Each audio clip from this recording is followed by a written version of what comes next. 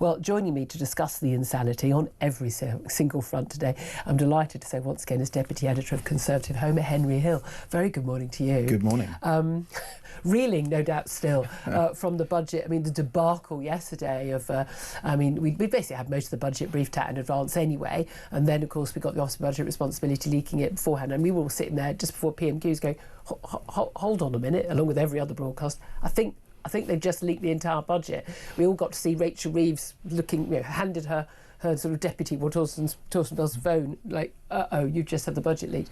There's an investigation, all of that. But the real travesty was, of course, the fact that we have basically got money being taken from workers to give to shirkers yesterday. My question I'm going to put to the audience, and I want to hear your thoughts on it, is very simple. What is your reaction to that budget? Your taxes have probably gone up, and they're going to people who are not in work, whether they've got disability, whether they've just got a load of kids that you probably can't afford to have on your wages, but money is going from workers to shirkers. It's really that simple. So what's your reaction? Give us a call, 0344 499 1000. There is a number to call. You can text 87222. Get in touch on X at TalkTV. Calls are charged at the national rate. Text cost £1. Standard network rate message. Henry, what's your response to that? I mean, the funny thing about the OBR leak, apart from the fact that they finally discovered a way to make people read the EFO, the Economic and Fiscal Outlook, which they publish twice a year, and a lot of people, understandably, don't really wade through. But if you leak the budget, people absolutely will read it. Is the reveal? Because for weeks we had Rachel Reeves being like, there's a black hole. That it's Brexit actually, and you're like, well, we left Brexit. We left the European Union several years ago, Rachel. I don't know if it's why it would be a surprise. And then the OBR is just like, actually, that black hole didn't exist, and she knew it didn't exist. Yeah. And so actually she could have avoided quite a lot of these tax-raising measures. Which she did keep on saying repeatedly, these are my choices, this is my budget. Absolutely. She was very big on I wonder whether Keir Starmer had said, can you make sure it's about you and not about me? I don't want anything to do with this, Gov. But it was all about her. And she's massively now into, giving more benefits. But about 6 months ago, she was trying to cut the benefits bill. Well, exactly. And then basically what happened is the government learned that it can't do this because Labour backbenchers won't let it. And therefore it has folded completely on this, because actually when the messaging for all this was coming in, Rachel Reeves was saying, actually, the economy is worse than we thought. It turns out we left the European Union. It turns out somebody did austerity 14 years ago. All of these deeply plausible reasons why she would have to go back on a promise that she made last year. And then all of a sudden it turns out, no, actually, the OBR forecast was better than expected. Did she use that in order to forego some of these taxes on working people? Absolutely not. She's used it to drive up the benefits bill again. It's just absolutely extraordinary. But she's right. It is a choice. It is absolutely a choice. And it is a political choice, isn't it? Because, again, I mean, particularly on the two-child benefit cap, which I have, let's face it, banged on about for quite some weeks, I genuinely think it's quite bizarre when you've got people who are in work, who are doing everything they can to look after their own kids, who are basically making choices and say, look, we can only afford 1 or 2 kids, to basically force them into a position to pay more tax, even low earners and average earners to pay. This isn't a tax, changing tax thresholds isn't a tax on the rich, it's a tax on people. Apparently, people earning under 35 grand are going to be the worst hit in terms of, how hard it's going to hit them, in terms of their, what's in their pockets. But is more of their income gets taxed at the basic rate. But it's they are making choices about not being able to have more kids because of this, and having to work and everything, and to pay all these bills. And then people who are not working, and again, this nonsense two-child benefit cap. People confuse it. They think it's the 20-odd quid you get for child benefit. It's not child benefit. It's not what everyone gets unless you're a very high earner. It is it is £3.5 grand a year extra for each extra child over your first 2 kids, which you get if you're also on universal credit. And people, but these are working people. Well, yes, I mean, they say over half are working. They're not. Over half aren't working, and if they are working, they're working part-time. And in fact, in most of the households where there are two parents, which is usually the case, they actually almost, half are single parents, half 2 parents. But the single parent families, there's often a dad who is paying for stuff, and it's not taken into account, and they no longer take into account any money that dad gives mum anymore as part of their benefit claimant. So that's just not even, they could get £1 grand, £2 grand a month from dad, doesn't count. But in other families where they have 2 parents, only one of them is working. and they're probably working part-time. Well, if you want to have 6 kids, that's entirely up to you, but you're going to have to get a really good sodding job and you're going to work some really long hours, mate. Simple as that. I think this is the absolutely baffling, because I'm very pro people, having more kids. Frankly, we desperately need a future generation of taxpayers. Which kids do we need? Yeah, but sorry, this was going to be my point. Apologies. Which is that what you could spend far less money to iron out the absurd cliff edges for child benefit for productive working people, right? Currently you're in this absurd situation where all of your allowance goes if one member of your household earns more than I think it's 100k, whereas you could have 2 on 80 who still get the child benefit. That creates all kinds of perverse incentives. There are lots of people, as you rightly say, all the way up the income scale, who, because of the absurd way that we do things in this country, struggle to afford children because housing is so cripplingly expensive. You could do an awful lot of deregulation to make childcare cheaper and more affordable. That wouldn't actually childcare doesn't have to cost as much as it does. No, you could do what Miriam Cates was proposing to do under the Conservatives, which is make child credit, or whatever it's called, fungible, so that people can use it as cash to subsidise working less or paying relatives. You could make it legal. Do you know it's currently illegal to employ a babysitter for more than 2 hours during working hours? Really? Oh yeah, absolutely. Oops. No, absolutely. No, absolutely. Because they want to get rid of informal care arrangements, right? So they want to only allow you to send your kids to a registered so nursery. it's not cash in hand. Exactly. And so you could do all of those things to make having families cheaper for everyone. Yeah, exactly. And but that they don't do that. I mean, I remember when I was little in the 70s. I mean, it was Auntie Jean next. She wasn't an auntie. She'd look after us for a few hours after school, so my mum could finish work. I mean, but this is the thing. There are so many decisions. Also, student loans. Student loans. I mean, that's people are sitting there with 50, 60 grand's worth of debt and they're paying off that massive high interest rate. They're trying to get on the housing ladder because the house prices keep going up year and year and year. Why? Oh, because we have millions more people and no new homes. And we found out from yesterday, what a surprise. Labour are already behind on target for building their 1.5 million new homes. I said they wouldn't build 1.5 million new homes. They're not going to build 1.5 million new homes. We actually need about 3 or 4 million new homes. But they're not going to. The only way of getting house prices down is going to be to literally build loads more houses. Simple as that. So there is actually a supply that meets demand. If you did that and people could go, yeah, I can afford to settle down at 30, so I can afford to have 2 or 3 kids, that would be a good thing. Controversial view, I'm not entirely sure we want a load of people who are currently not able to support their own families, most of whom are not in work, so not full-time work as two mum and dad, which is what the case is for most families, to be having more kids. Because statistically, children of non-working families are not likely to be productive themselves. I'm sorry, those are the stats. So I'm not entirely sure that having a whole new generation of people who are going to be living off the state is going to help our demographics in our country. There's no doubt at all, a lot of this actually, and let's be honest, big elephant in the room, is that a lot of this is about pleasing Labour backbenchers.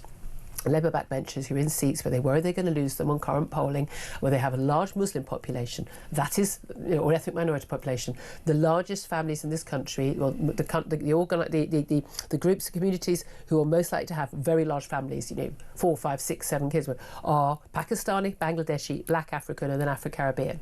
That in that order. Well, and we're largely in Labour constituencies. This will be pleasing their voters. It is that simple. This is a vote raising, not a child raising target.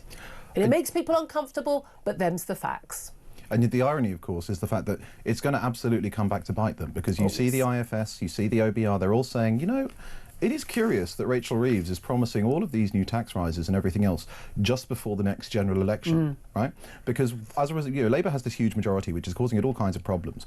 But that means that there's an awful lot of Labour MPs sitting on very narrow majorities in bits of the country that don't normally vote Labour. Right? And actually, as much as some of them might be soft left and quite like all the spending increases, at some point we're going to get close enough to the next election that they're really going to start realising how angry all their voters are at all the taxes that they're paying. Oops. And Rachel Reeves is going to have to come back again, right? This is, and it's actually impossible to work out what she's going to do. I genuinely don't know, because currently her plan is that she's going to bring in a whole load of really unpopular tax increases just before the next election. Which is not very good politics, but we know they're rubbish at politics. But the odds of her actually doing that are quite low. Right? But what else does she do? Because they won't let her cut spending either. So you can't cut spending, and you can't borrow anymore because the markets won't let you. So it's going to be an absolute nightmare. I mean, you thought it was bad now. It's going to be this stat completely threw me. I mean, it's genuinely really, really terrifying. Average weekly earnings after inflation will still be lower by 2030 than back in 2008 before the crash. average weekly earnings are going to be... If you're wondering why you don't feel like you're getting any better off, no matter how hard you work or if you get a pay rise, because after inflation, after all that's happened, lots of freezing of pay in the private as well as public sector, and a lot of people actually losing in real terms for quite a few years in those austerity years, that's because you are, in real terms, earning less. That is the reality. That's why you don't just feel poorer, you are poorer. And the answer to that from the Chancellor yesterday was, we're going to take a bit more. We're going to take a bit more. We're going to give it to the people who are poorer than you. But why are they poorer than you? They're poorer than you because they don't go out to work. They're poorer than you because they chose to have a load more kids that they couldn't afford and you couldn't afford, so you chose not to have them. They're poorer than you because they are claiming to have a disability, a mental health issue, which... OK, there are people who do have disabilities and mental health issues who we should absolutely help. I would say we should give them more help than we currently give them. However, it is statistically unlikely at best that we alone in the Western world have this incredibly high proportion of people who apparently are just unable to work through disability or mental health problems. Our mental health problems are off the scale. People say it's lockdown. Well, every other country in Europe pretty much, other than Sweden, had lockdowns, and they haven't got the same issue. So there's something else going on. And there's some other stats. I mean, Fraser Nelson from The Times, a quarter of working age people in Birmingham, Liverpool and Blackpool are out of work on benefits. A quarter, 1 in 4 people of working age are not in work. In Glasgow and Manchester, 1 in 5 are on out-of-work benefits. This is unsustainable. And then we're told we need to bring in all these people from abroad because we've got no one to do the jobs. Well, when you're not eligible for the benefits, when you're hungry enough, you'll take the jobs. It's as simple as that. I mean, there's that famous line from Yes Minister where Sir Humphrey thinks he's not being recorded, and he says this country can have as much unemployment as it's prepared to pay for in social security.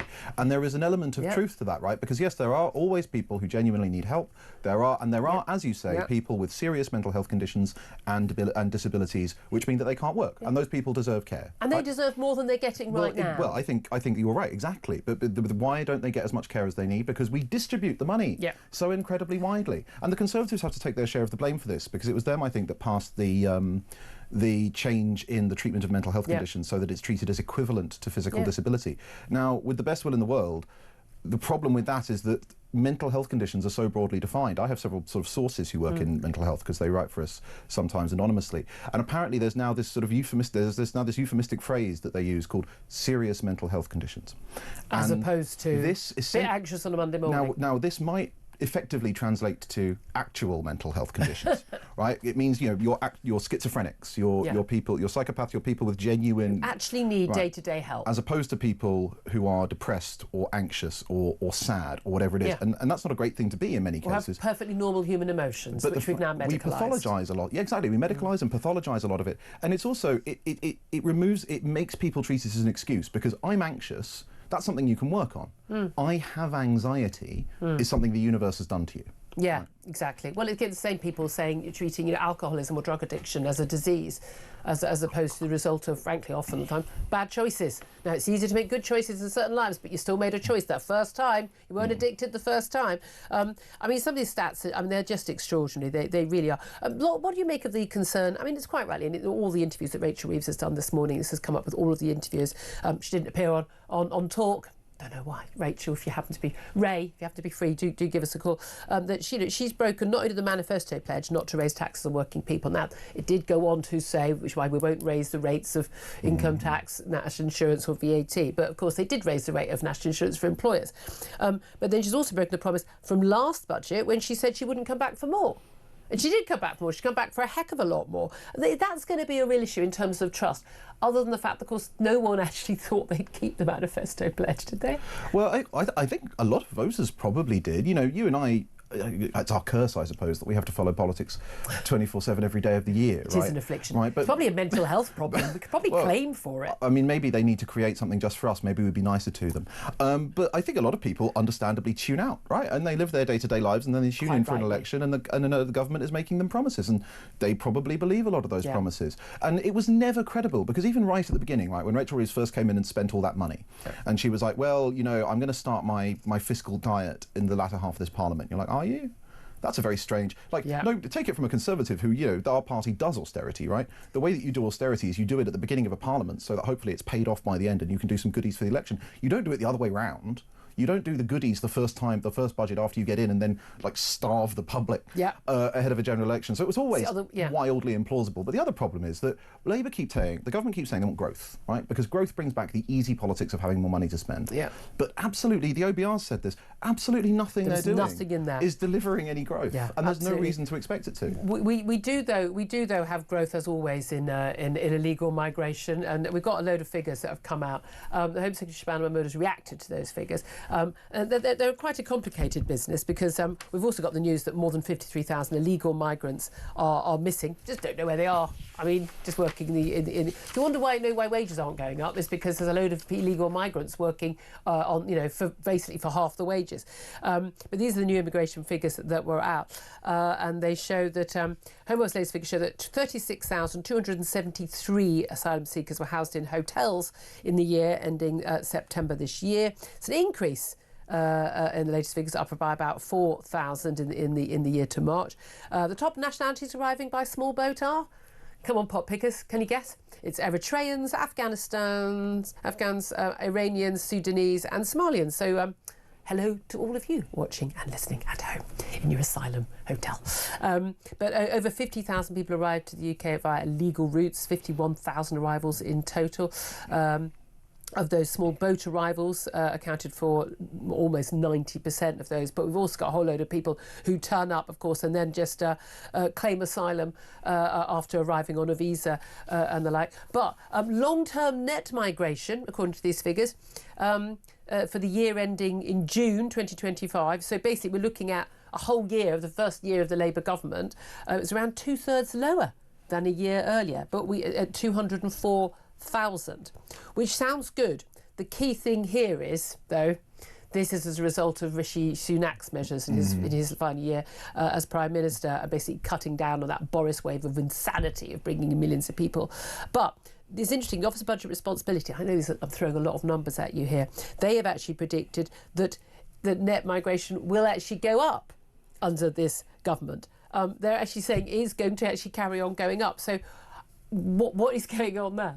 I mean, essentially, it's really important not to allow the Boris wave to set expectations for what an acceptable level of net immigration is, because previously, we were rightly exercised about the fact that we had 350, 400,000 people coming in, and then all of a sudden we had a couple of years where it was over 1 million. I think in 2023 it was over 1 million people. 98% of Britain's population growth that year was people who weren't born here, and so suddenly it's falling from that kind of peak. And you're like, oh, well, it's falling now. And it's like, OK, but Boris Johnson doubled it. Yeah. So it's still far too high. I mean, the essential problem... In the tens of thousands. I remember the days, tens of thousands. Do you remember? Yeah, well, exactly. A promise that David Cameron made twice and yet never actually attempted to implement. There were no restriction measures. I mean, the problem here, they outlined some of the problems, which is essentially that in Britain you can come here on one type of visa and you can then switch to another kind of visa. Yeah. And so it's mostly study visas, right? People come here on a student visa and then, that looks like it's going to be temporary because a lot of students do leave, but then all of a sudden you switch to a work visa and that puts you on a pathway to... And you still need somewhere to live when you are here anyway. Well, I mean, Shabana Mahmood basically said, we said we deliver this. Well, yeah, all very well, but actually, again, this isn't actually something they delivered. This is something that's happened as a result of changes under the Tories ahead of the last election. Look, there's so much more I want to talk about, and I know you want to talk about it as well. Rachel Reeves delivered a budget for Benefit Street yesterday, taking money from workers to give to shirkers. Your reaction to that?